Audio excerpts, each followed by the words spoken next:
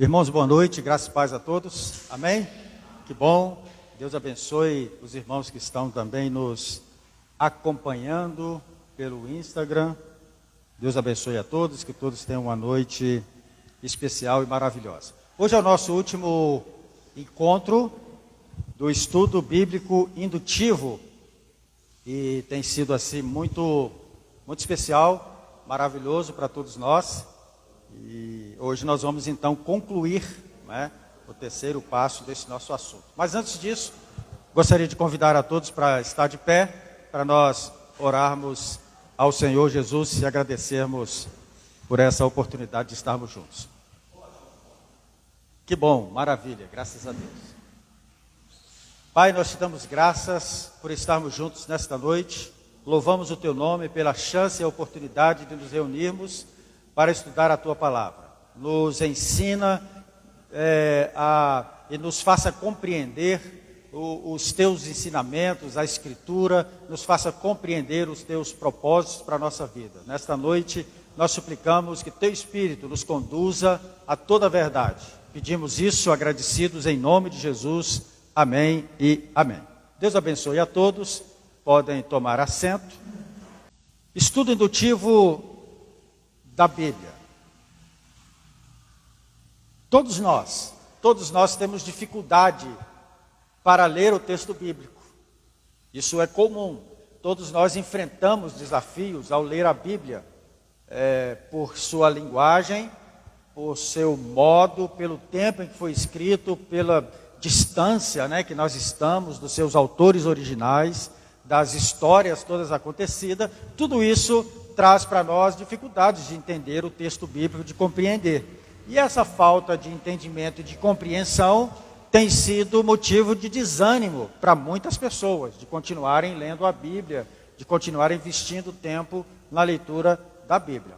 Porém, eu estou sempre motivando os irmãos e sugerindo aos irmãos que sempre leiam a sua Bíblia, mesmo quando você não entender, mesmo quando você não compreender, mesmo quando não estiverem claras as informações para você, leia, pois é o Espírito Santo que nos comunica as verdades da palavra de Deus. Mas para facilitar essa leitura, nós então estamos fazendo esse estudo indutivo da Bíblia e hoje é o nosso último encontro, não é? O estudo indutivo da Bíblia está dividido em 3 passos que nós vimos aqui durante esses 3 encontros. Quem se lembra? Qual é o primeiro passo para o estudo indutivo da Bíblia? Primeiro passo, pode colar. Quem está em casa também pode acompanhar. Observação, não é? Observação é o primeiro passo. Então eu leio um texto bíblico e vou observar esse texto bíblico. Na observação, é aquele momento em que a gente lê o texto e faz a coleta de dados, vê as características principais do texto, conversa com o texto, observa qual o estilo literário que está presente naquele texto, quais as palavras que são mais repetidas, as preposições, tudo que é utilizado, os verbos, o tempo, os advérbios, tudo que está posto no texto, nós prestamos atenção e anotamos. Ou poderíamos simplificar isso, aquelas perguntas básicas que a gente faz no texto. O que, por quê, quem, quando, onde, principalmente essas 5 perguntas básicas do texto. Nós então vamos responder e observar. Esse é o primeiro passo, chamado observação. O segundo passo, na leitura do texto bíblico, quem se lembra? Já está aqui? Já está aqui, não saiu ali no meu. Interpretação, não é? O que é a interpretação? É aquele momento em que nós fazemos a leitura do texto bíblico e procuramos mostrar ou entender qual foi a mensagem do autor para os seus ouvintes originais. E essa é uma parte muito importante da leitura do texto bíblico. Se você pular essa parte, você não consegue entender. Porque vou repetir aqui o que já disse nas aulas anteriores. Quando Moisés, por exemplo, um dos escritores bíblicos mais antigos. Quando Moisés escreveu os 5 livros, chamados Pentateuco, alguns salmos e muitas outras histórias, Jó, por exemplo, provavelmente foi escrito por Moisés, ele não imaginava que isso ia se tornar num livro e que depois nós iríamos ler isso 3.000 anos depois. Então a ideia dele era escrever para as pessoas do seu tempo. O apóstolo Paulo, quando escreve as suas cartas, a ideia dele não era escrever para nós aqui em Vicente Pires, não é? A ideia era escrever para os irmãos lá das igrejas, a igreja de Éfeso, a igreja de Tessalônica, as igrejas que estavam próximas ali. Então, quando nós pegamos esses textos bíblicos, nós precisamos, em primeiro lugar, entender qual é a mensagem que os irmãos que receberam esse texto bíblico entenderam ao ler o texto. Essa é a interpretação, é uma parte importantíssima da leitura bíblica. Isso serve para qualquer livro da Bíblia, para qualquer capítulo que você queira ler, para qualquer salmo, para qualquer provérbio, tudo que você lê na Bíblia, é importante passar por esses 3 passos. E o último dos passos, que é o que nós vamos falar hoje e concluir, é a aplicação do texto bíblico, que é a parte mais interessante do texto. É a mais difícil, a mais complicada, mas é a mais importante do texto bíblico. A aplicação do texto bíblico. Mostra essa parte, da aplicação, mostra como as verdades bíblicas se relacionam com o cotidiano das pessoas e serve como uma ponte entre o mundo bíblico e o mundo contemporâneo. Então, quando eu leio um texto bíblico, obviamente que eu quero saber o que ele diz para mim. Então, o que eu faço? Observação, interpretação e depois a aplicação.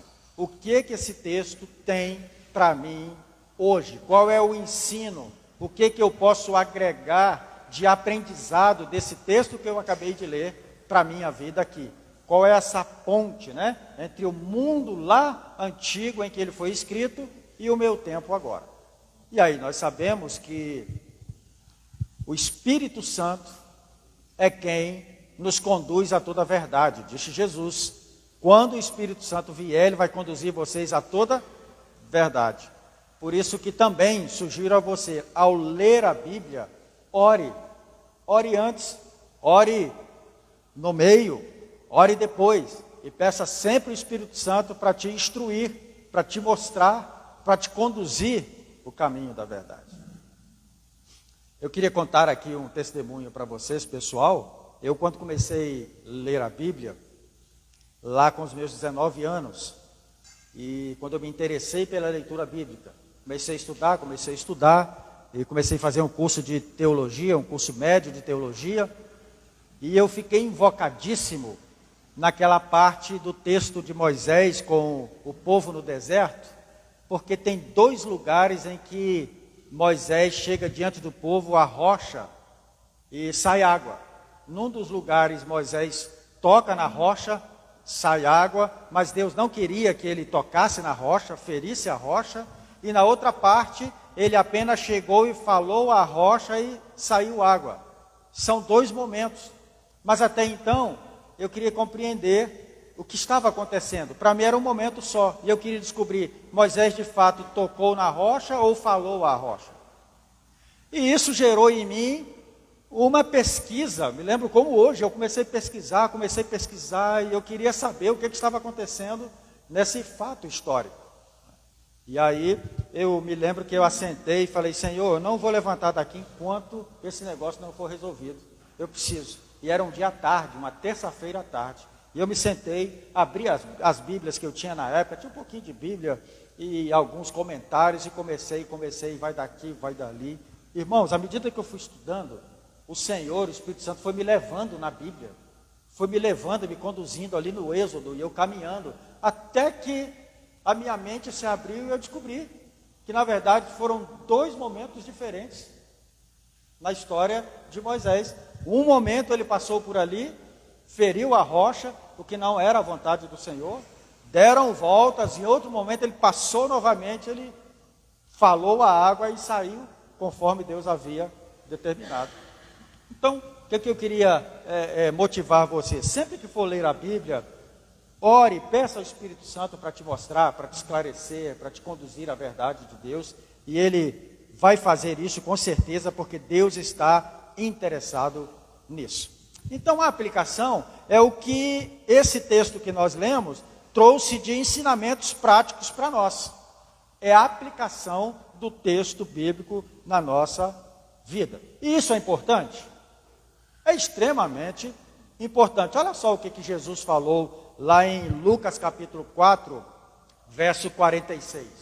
Jesus disse: por que me chamais Senhor, Senhor, e não fazeis o que eu digo? Percebem? Então, vocês me chamam de Senhor, Senhor, mas não praticam, não fazem o que eu digo. O que é isso? Está havendo falta de aplicação. Então, você lê, congrega, participa até, mas você não coloca em prática. Você até se torna um teólogo, um PhD em teologia, mas você não coloca em prática. Jesus está dizendo: do que adianta? Não serve de nada. Então, a prática é a parte fundamental da leitura bíblica. Ler a Bíblia para não colocar em prática não faz sentido algum. Ler a Bíblia apenas para especular não é esse o objetivo de Deus. Ler a Bíblia apenas para discutir teologicamente não é esse o objetivo do Espírito Santo.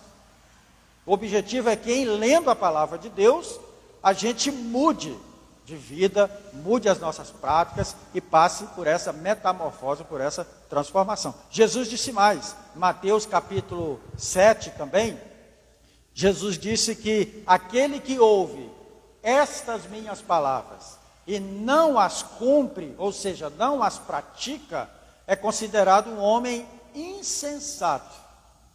Veja, não é só se tornar um leitor da Bíblia. Você pode se tornar um leitor voraz da Bíblia, mas ser um homem insensato, uma pessoa insensata, por ler e não praticar. Por ler e não praticar. Então vejam a importância da aplicação, veja a importância de colocarmos em prática a palavra de Deus que nós ouvimos, que nós recebemos, que nós assimilamos, não é? Que nós guardamos no nosso coração. Como é importante praticar a palavra de Deus. O apóstolo Paulo disse uma coisa muito importante quando escreveu para o pastor Timóteo. Ele disse o seguinte: toda a escritura é divinamente inspirada. Amém? Amém. Toda a escritura é divinamente inspirada. Mas ele não parou só aí. Ele disse: ela é proveitosa, ela serve, ela é útil para ensinar, para redaguir, para corrigir, para instruir em justiça, para que o homem que não conhece a Deus seja perfeito. Amém? Para quem? Para que o homem de Deus seja perfeito e perfeitamente instruído para toda boa obra. Olha que coisa interessante. Então a Escritura é inspirada para ser útil e proveitosa, para nos ensinar, para nos redaguir, para nos instruir na justiça, para nos corrigir, para que você e eu, homem e mulher de Deus, os crentes, os salvos, sejam perfeitamente instruídos para toda boa obra. Então, a ideia de que a Bíblia é para o descrente, não. A Bíblia é um livro para o cristão, necessariamente. A Bíblia é o livro para nos corrigir, nos ensinar e nos colocar no caminho da verdade e nos tornar perfeitos, como nosso Pai Celestial. Pastor Edilson. Tiago.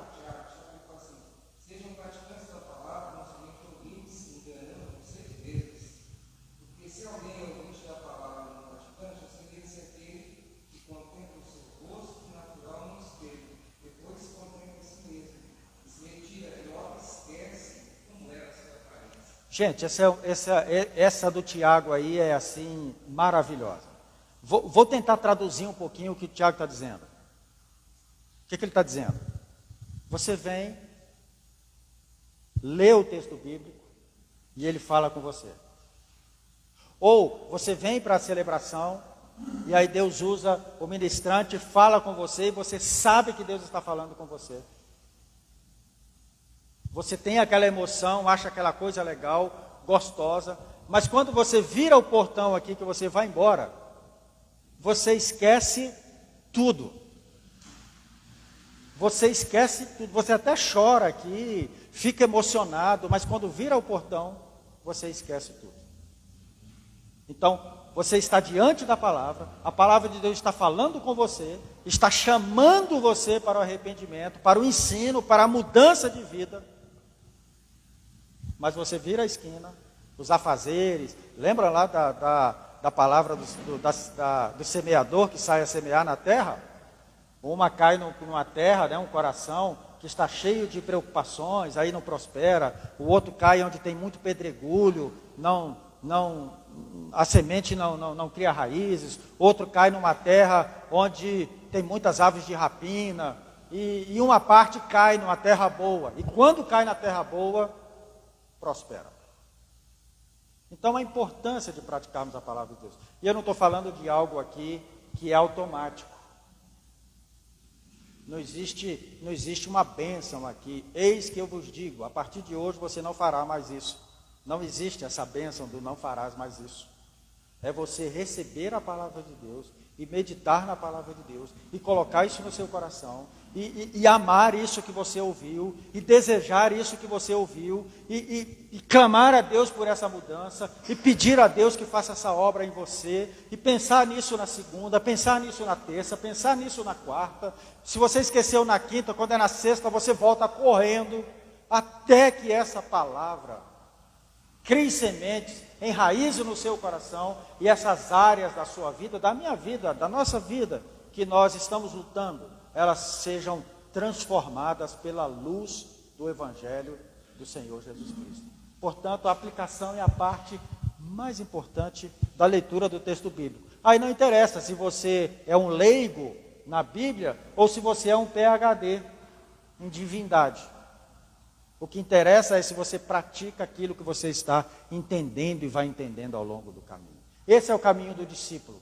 O discípulo não é uma pessoa pronta. O discípulo é alguém que está sendo formado no caminho.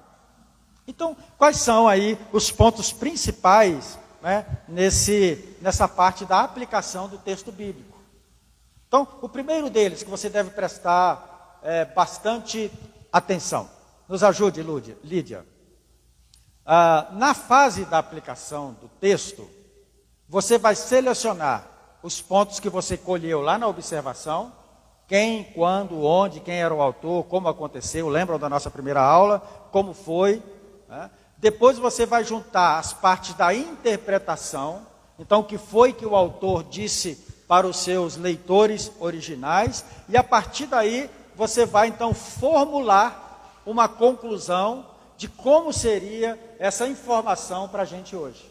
Então, como o Espírito Santo transformaria toda essa informação, esse ensino lá atrás para a gente hoje. Então, esse é um ponto muito importante a ser observado, né? Então, é necessário que a gente faça essa aplicação, com o texto, né, com as aplicações que estejam corretas dentro do ponto de vista bíblico. Para nós pregadores, estamos sempre falando, a parte mais difícil da mensagem é a conclusão. Para mim, particularmente, como ensinador, a parte da conclusão na mensagem é sempre a mais difícil. É sempre a que exige mais atenção, para que ela seja mais clara, mais objetiva, e não seja apenas, como eu disse na semana passada, que a gente não fique fazendo apenas exposição bíblica. Então, quando eu peco na aplicação, eu fico fazendo apenas exposição bíblica. E ela é importante até certo ponto, porque a exposição bíblica me dá informações sobre a Bíblia. Mas a aplicação me leva ao ponto que é efetivo, que é me colocar sob a exposição bíblica. Então eu recebo a exposição bíblica e depois eu me coloco debaixo dessa exposição, eu me exponho à Escritura.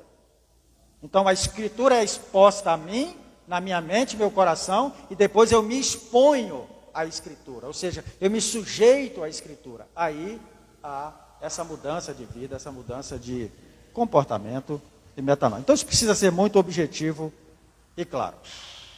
Alguma pergunta? Muitas, né? Eu sou ruinzinho para explicar. Mas vamos lá. O ponto fundamental, Lídia. Um outro ponto fundamental. Quem está em casa, está nos ouvindo bem? Tranquilo? Nos ajude, por favor. Irmãos, esse ponto, de tudo que nós falamos aqui, se você gravar isso, eu vou ficar feliz e abençoado. A aplicação do texto bíblico sempre deve ser relacionada com a pessoa de Jesus. De Gênesis a Apocalipse, nenhuma conclusão bíblica, nenhuma aplicação bíblica pode estar distanciada da pessoa de Jesus. Jesus é o modelo, Jesus é o paradigma, Jesus é o nosso exemplo. E o propósito de Deus para a vida da gente é que nós sejamos pessoas como Jesus. Então tudo, se você pegar desde Adão até capítulo 22 de Apocalipse, tudo que está escrito na Bíblia precisa ser aplicado com relação direta à pessoa de Jesus. Nunca esqueça isso. Se uma aplicação bíblica, uma conclusão bíblica, uma mensagem bíblica, uma conceituação, seja qual for, se não cabe em Jesus, não provém de Deus. Pode ser bonito, pode ser legal, interessante, mas não provém do Pai. Jesus é a palavra de Deus. É a última e definitiva palavra de Deus. Então nele está toda a suficiência de Deus. Nós estamos lendo Colossenses aqui e o Paulo está insistindo com a gente sobre a suficiência de Cristo. Cristo é suficiente para nós. Todos os tesouros da sabedoria, do conhecimento estão em Cristo Jesus. Todo o plano de salvação está em Cristo Jesus. Todo modelo de santificação está em Cristo Jesus. Tudo que eu devo ser como homem está em Cristo Jesus. Tudo que eu devo ser como mulher está em Cristo Jesus.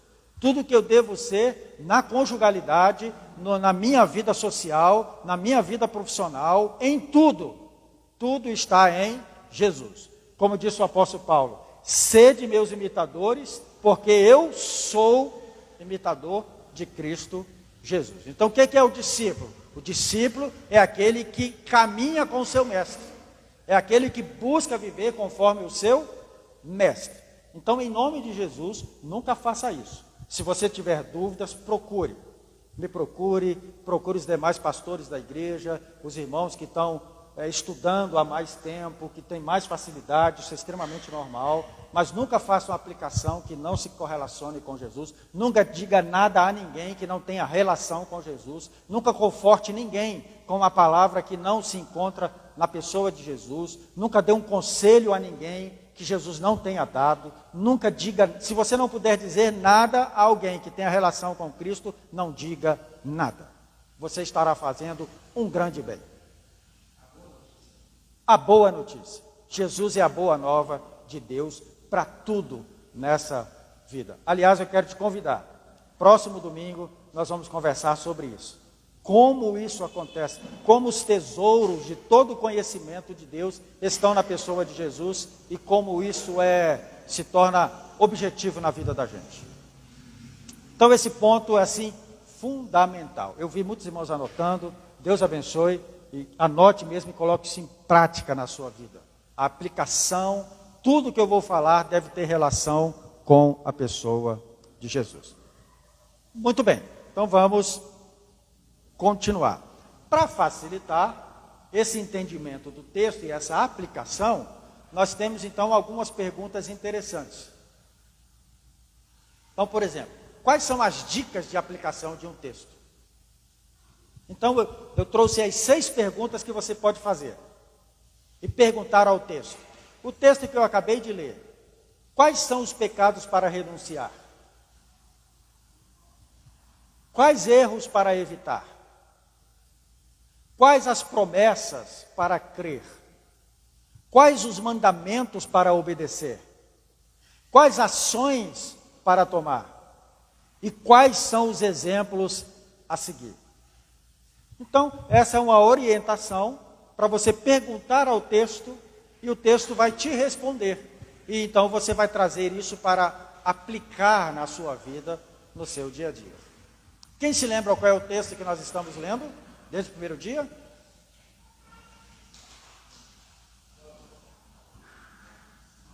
Esqueceram? Marcos. Opa! Qual o capítulo? 8. Vamos lá então? Abra aí a sua Bíblia, vamos fazer esse exercício. Você que está em casa, abra a sua Bíblia em Marcos, capítulo de número 8, se você puder. E nós vamos ler mais uma vez.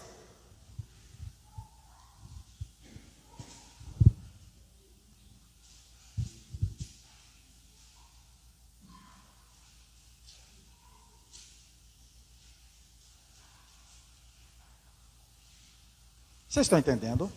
Tá. Ok? Ok? Amém. Vamos lá. Marcos 8, 1.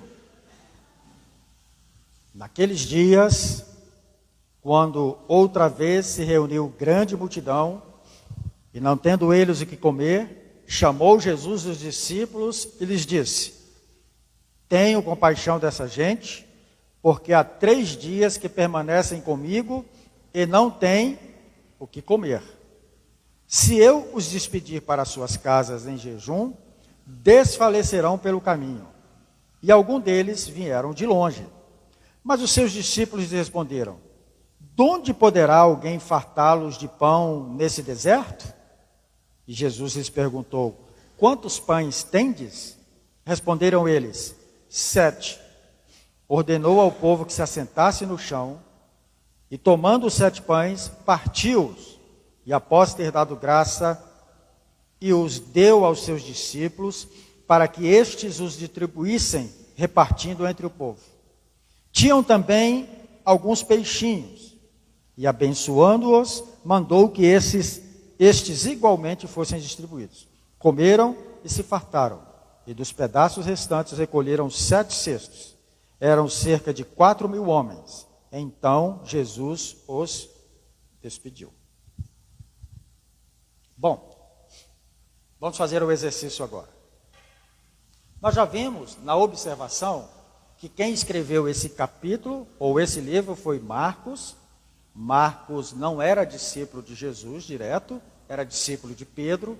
Então, quando ele escreveu os relatos que ele ouviu da parte de Pedro. Marcos, quando escreveu esse evangelho, escreveu aproximadamente no ano 50, depois de Cristo. Foi o primeiro evangelho a ser escrito. Dos 4 evangelhos, esse foi o primeiro evangelho. Quando Marcos escreve, eles estão sob o domínio do Império Romano. E Marcos então escreve para os que estão em Roma, no objetivo de mostrar a eles sobre a pessoa de Jesus. O objetivo de Marcos, no seu livro, no Evangelho que ele escreve, lá no capítulo 10, verso 45, ele diz que é apresentar a Jesus como servo. O Filho do Homem não veio para ser servido, mas veio para servir. Esse é o objetivo com que ele escreve. Então, escreve para os irmãos que estão em Roma, passando por um grande sofrimento. E ele escreve para os animar e para mostrar que Jesus é de fato o Filho de Deus. Jesus é o único Salvador. César não é Salvador, o imperador se autoproclama divino, Messias, mas de fato o nosso Deus, o Filho do homem, é o Jesus de Nazaré, aquele que andou pela cidade realizando os milagres que eles acompanharam no seu tempo. Então Marcos escreve para os seus irmãos e conta esse milagre, quando Jesus multiplica esses pães, né? 7 pães e alguns peixinhos, nós vimos aqui no texto que ele fala que tinham 4.000 homens ali naquele dia, aproximadamente 3 dias com Jesus no deserto, Mas fazendo as nossas contas aqui, onde tem 4.000 homens, nós chegamos aqui a uma pequena conclusão que teríamos ali aproximadamente 10.000 pessoas. E Jesus alimenta aquela multidão. Na interpretação, nós observamos que os leitores do texto, ao receberem esse texto de Marcos, se lembraram de Jesus, foram renovados na fé, provavelmente fortalecidos, né, e ganharam o entendimento de que deveriam caminhar juntos, deveriam partilhar, e que isso seria a bênção de Deus sobre a vida deles, e eles não deveriam se entregar a César a sua mensagem, mas permanecer na palavra do Senhor Jesus. Provavelmente já tinham vários escritos do apóstolo Paulo nessa época, porque o primeiro a escrever foi o apóstolo Paulo, já existia ali a carta a Tessalônica, a igreja de Tessalonicenses, várias outras cartas já tinham sido escritas por Paulo, e esse texto vem complementar esses escritos todos, e os irmãos então estavam recebendo. E aí a gente pergunta, tá, agora vamos à aplicação. O que esse texto diz a nós? Aí vamos aí às nossas 6 perguntas. Nós lemos o texto e vamos às 6 perguntas. Primeira pergunta: quais são os pecados para renunciar aqui nesse texto que nós lemos? Alguém identificou algum? Podem dar uma olhadinha novamente. Tem algum tipo de pecado a renunciar? O texto fala sobre isso. Há algo aí que é para a gente... Está claro que você deve deixar de fazer, renunciar?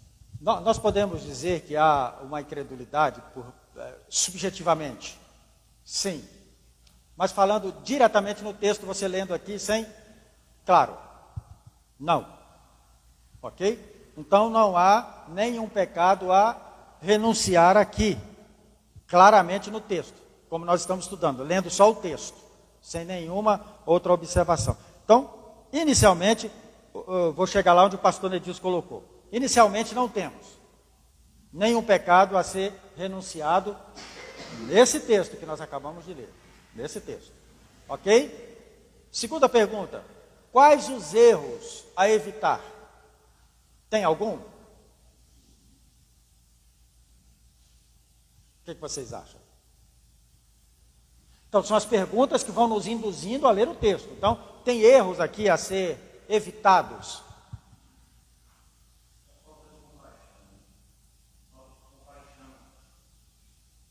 Vamos ver isso mais à frente, que é a questão da leitura subjetiva. Não temos nenhum erro a ser evitado. Aqui não fala assim, não faça isso, né? Não andeis assim, não caminheis assim. Não tem nenhuma instrução nesse objetivo. Correto? Ok. Quais as promessas para crer? Tem alguma promessa nesse texto?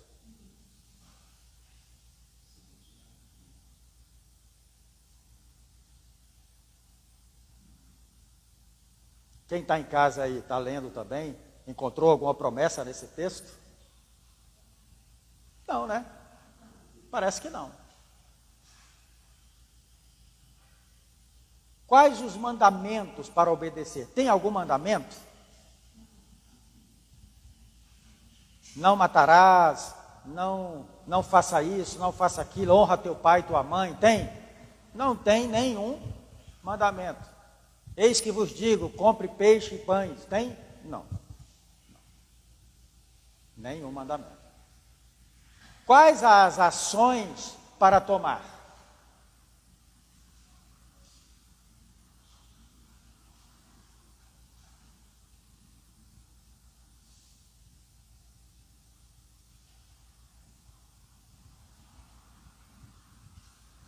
Vamos a outra pergunta que vai ajudar essa. Temos exemplos a seguir nesse texto? Ah, sim. Muitos exemplos. Perceberam a aplicação? Às vezes você diz assim, Não, eu posso aplicar aqui do jeito que eu quiser. Não, não pode aplicar do jeito que você quiser. Você tem que perguntar, o que o texto está me ensinando? O que ele está me ensinando? Exemplos a seguir. Quem é o personagem principal aqui dessa história? Jesus. Eu pergunto a vocês, qual o exemplo a gente pode seguir aqui de Jesus? Primeiro, compaixão.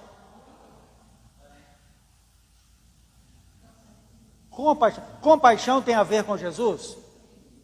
Tudo a ver com Jesus. Então é o exemplo que eu posso seguir? É isso que ele está querendo me ensinar? É isso que ele está querendo me ensinar. Que Jesus era um homem cheio de compaixão.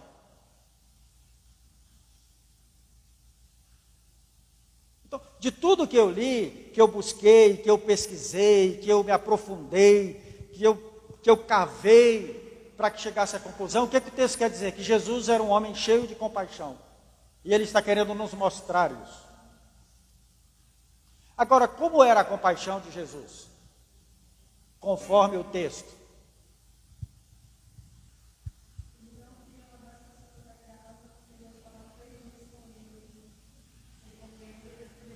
A compaixão de Jesus é fruto de uma percepção que leva a uma ação. Aí por isso que quais ações para tomar? A compaixão não é um sentimento. A compaixão é uma ação de amor que deve ser colocada em prática, a partir da nossa percepção. A compaixão é gerada quando eu percebo. Jesus viu a multidão, estava mais de 3 dias com ele, e Jesus falou, olha, esse pessoal está sem se alimentar, e eles não vão conseguir chegar em casa. Teve compaixão e disse, precisamos dar comida para eles. Eu disse a semana passada, que você pode abrir o Google, e você pode abrir o dicionário Aurélio, ou Micaelis, ou qualquer outro, e procurar o significado da palavra compaixão. E você vai encontrar muitos significados lá. Mas a própria Bíblia já dá significado às palavras dentro do próprio texto. Então, o que ele está chamando de compaixão aqui? O fato de Jesus olhar para as pessoas e sentirem que elas têm uma necessidade, que tem algo acontecendo com elas, e que se eu não tomar uma ação, elas serão prejudicadas. Então, todas as vezes que eu tenho compaixão por alguém, que eu percebo a necessidade de alguém, Deus está me dizendo, tome uma ação. Ele não te gera compaixão apenas para você dizer, mas que legal a compaixão, mas que coisa gostosa ter a compaixão, mas que coisa interessante a compaixão. Não é para você sentir, é para você entrar em ação. Eu gosto sempre de citar aqui, não para ego pessoal, nada disso, apenas como testemunho. Eu sempre faço isso, minha esposa me conhece. No trânsito, seja onde for, que aparece alguém diante de mim, pedindo ou não, se eu olhei e senti alguma coisa por aquela pessoa, na hora, eu tomo a ação na hora. Uma coisa que o Espírito Santo colocou no meu coração. Então, senti ali um semáforo, parei no semáforo, tem alguém pulando na corda lá. Se meu coração disser, dá. Se tiver alguém andando na rua e para aqui, na hora. A ação prática, na hora. Mas muitas das vezes não fala nada. E eu também não faço absolutamente nada. Não sei nem se eu estou errado. Mas tem sido uma regra constante em mim. Quando sinto aquela coisa muito forte no meu coração, a compaixão por alguém, eu tento colocar isso em prática na hora. Não deixo para depois. Na hora. Então Jesus está dizendo, a compaixão é um exemplo que a gente deve seguir da pessoa de Jesus. A compaixão é a ação de amor colocada em prática. Bom, presbítero Reginaldo. Interessante que a compaixão, ela coloca até o bem no campo da disciplina, porque é muito dissoluto. A compaixão é muito interessante. Nesse caso aqui, naquela época, pode analisar que a distribuição dos pães não houve interesse nenhum em lucrar com a coisa do livro. Pensando nos dias atuais, eu acredito que muitos empreendedores do evangelho até vendem os pães, né? E havia alguma oportunidade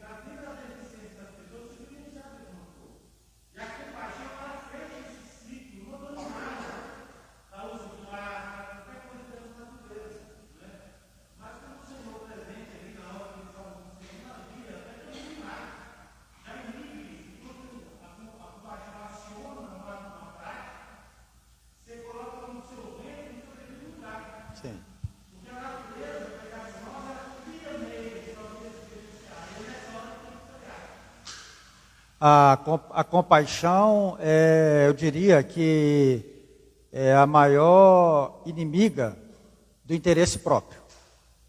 Então, a compaixão é a maior arma contra o interesse próprio.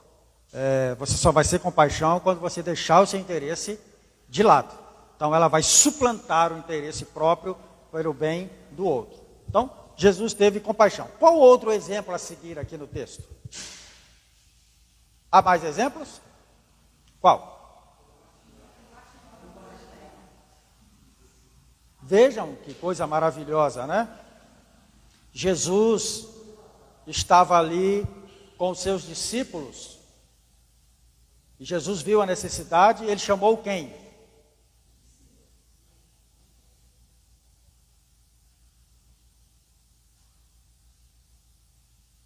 Preste atenção aqui, irmãos. Tinha uma necessidade no mundo. Jesus percebeu a necessidade. Ele chamou quem?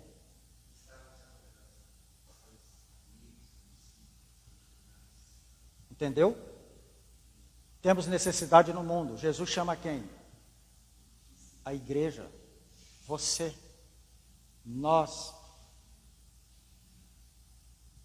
Nós estamos esperando a resposta do mundo. Nós estamos no caminho errado. Jesus disse aqui, nós aprendemos, seja uma resposta para o mundo. Jesus chamou os discípulos e falou para eles, dê comida para a multidão. E os discípulos assustaram. Como? Nós não temos dinheiro, não temos condição, não tem padaria aqui, não tem onde comprar, não tem nada. Jesus disse, tem. Vai aí na multidão, que tem, vocês vão encontrar alguém ainda com a mochilinha, com algum resto de lanche aí. E chegou lá, encontraram 7 pães e alguns peixinhos. Olha, nós como igreja, às vezes só percebemos as necessidades, a maldade, a perversidade, mas nós não nos colocamos no lugar de chamados por Cristo. Para ver que no meio do caos, há um milagre. No meio do caos, há uma manifestação de Deus ali. Há algo no meio dessa bagunça toda que Deus está utilizando, algo pequeno que Ele utiliza e vai utilizar para alimentar a multidão. Nós estamos muito invocados ainda nós ainda estamos naquele sentimento megalomaníaco de só acreditar em coisa grande. O templo tem que estar grande, tem que estar cheio, tem que ter muita gente, tem que ter muito dinheiro, aparência para a gente poder acreditar. E Jesus está mostrando aqui que no deserto, com mais de 10.000 pessoas, ele encontrou ali, perdido ali, uns pãezinhos e uns peixinhos. Mas quem achou foram os discípulos. Olha que exemplo bonito. Os discípulos trouxeram para Jesus. O que é que Jesus fez? Agradeceu a Deus por aquele recurso. Deu graças a Deus. E o que Jesus fez? Nós falamos aqui a semana passada. Depois de dar graças, repartiu com quem? Com os discípulos. Jesus não repartiu com a multidão. Lembram quando o apóstolo Paulo diz lá em Efésios capítulo 1, verso 3: Bendito seja o Deus e Pai de nosso Senhor Jesus Cristo, que já nos abençoou com toda sorte de bênçãos espirituais. Nós ainda não entendemos o nosso lugar no reino de Deus. Tem muita gente ainda querendo a bênção. Tem muita gente ainda correndo para ser abençoado. Tem muita gente ainda fazendo campanha para ser abençoado. Querendo ser abençoado. E nós aprendemos aqui com os discípulos o ensino de Jesus. Eles estavam com a bênção do Senhor. Jesus pegou os pães, distribuiu para os discípulos, deu a eles e disse: agora vocês vão e distribuam à multidão. Enquanto os discípulos estavam distribuindo, o pão não cessava na mão deles. Eles alimentaram toda aquela multidão.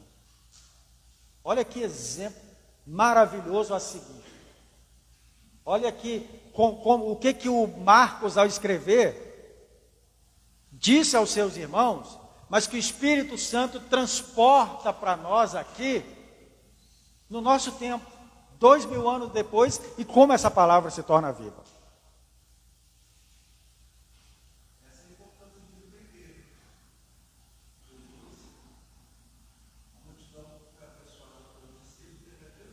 Sim. Da igreja, a igreja.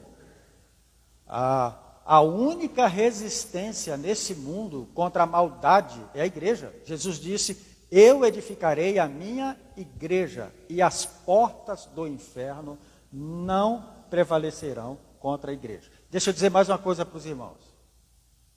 Não existe nenhum outro poder no mundo que resiste às portas do inferno, a não ser a igreja. Todos os outros são destruídos pelo inferno.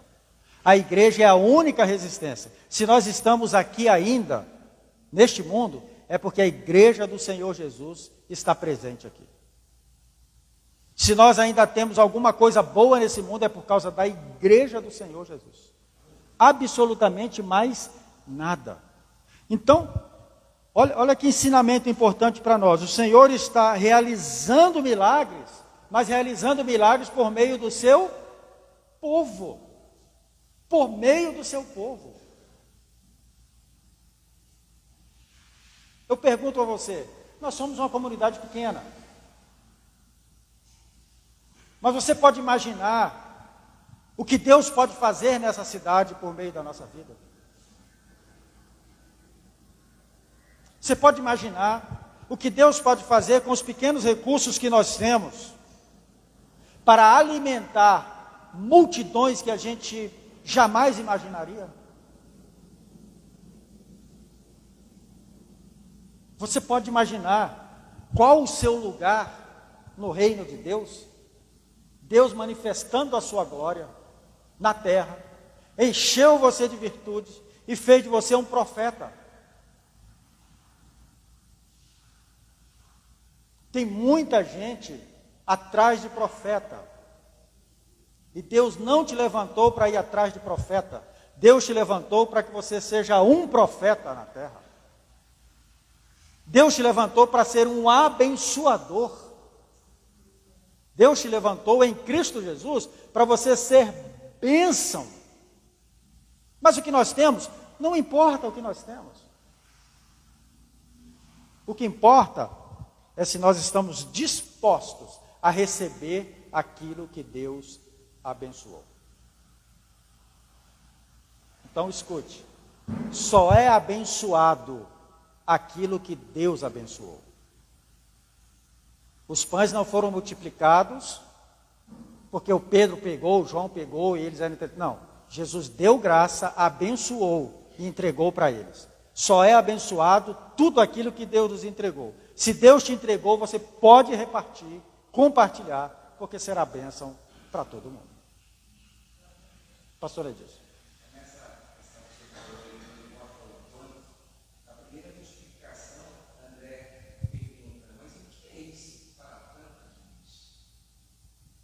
O que é isso para tanta gente?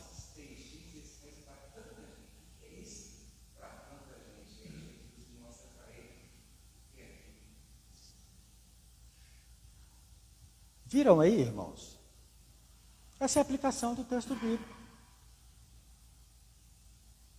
Simples.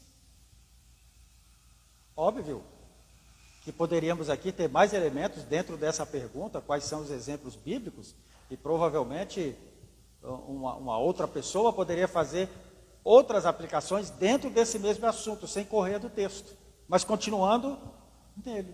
Então o que nós fizemos aqui? Esses 3 encontros. Nós pegamos um texto bíblico e lemos esse texto bíblico sem nenhum outro aparato, sem Google, sem dicionário, sem livro teológico, sem nada, só a Bíblia explicando a própria Bíblia.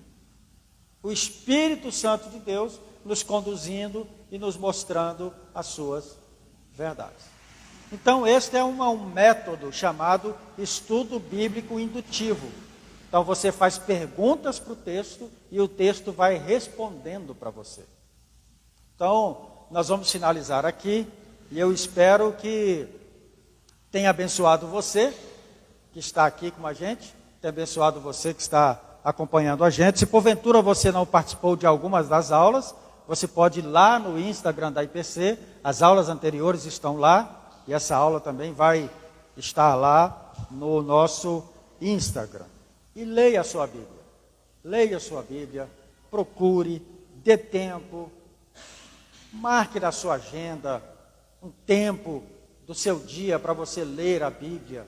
Não é? Cada um tem aí o seu momento mais tranquilo. Lá em casa a gente sempre gosta de ler à noite. Então, quando a gente se prepara para dormir, não é? A gente vai, senta e tem a poltrona lá e a gente aproveita ali 15, 20 minutos de leitura bíblica. Não é? Faço a minha, ali, a Miriam está fazendo uma leitura bíblica do Novo Testamento, né? Agora está fazendo o Novo Testamento. E como é importante, como é interessante. Então não deixe de ler, leia, peça ao Espírito Santo que fale com você e o Senhor vai te ensinar. Vai te conduzir a toda a verdade, e você vai perceber como a sua vida vai navegar aí nas ondas do Espírito, na graça de Deus, no conhecimento e no entendimento do Evangelho do Senhor Jesus. Então, muito obrigado a todos, que Deus abençoe, que o Senhor nos abençoe a cada dia.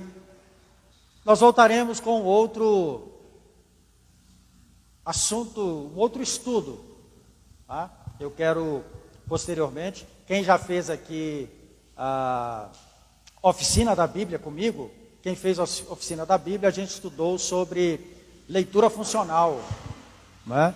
E eu quero então pegar aí qualquer tempo, nós faremos aí talvez umas 4 aulas sobre leitura funcional, uma forma também de ler a Bíblia, como separar os assuntos no texto bíblico, é muito interessante, posteriormente a gente trabalha isso com os irmãos. Alguém...